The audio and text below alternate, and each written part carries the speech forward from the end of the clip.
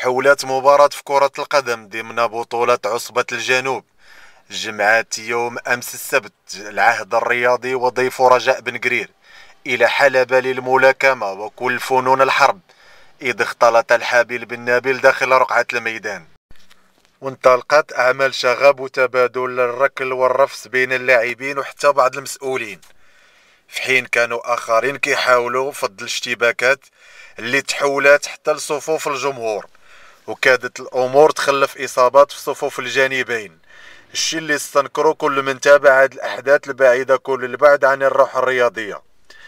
وبالعودة للمباراة، فرجاء بن قرير تقدم بهدف عن طريق ضربة جزاء عرفت احتجاجات كبيرة على حكم المباراة اللي كان محط انتقاد في أغلب فترات المباراة، الشيء اللي عطى طرد أحد لاعبي العاد اللي رغم النقص العددي استطاعوا يحرزوا هدف التعادل قبيل نهاية المباراة بقليل. هدف التعادل كان في غير صالح رجاء بن قرير اللي كان خاصو يفوز باش يتأهل لمباريات السد، في حين لاعبي العاد كانوا متحفزين من طرف وداد القلعة المعني الآخر بالمرور لمباراة السد وفق ما أكدته مصادر متطابقة.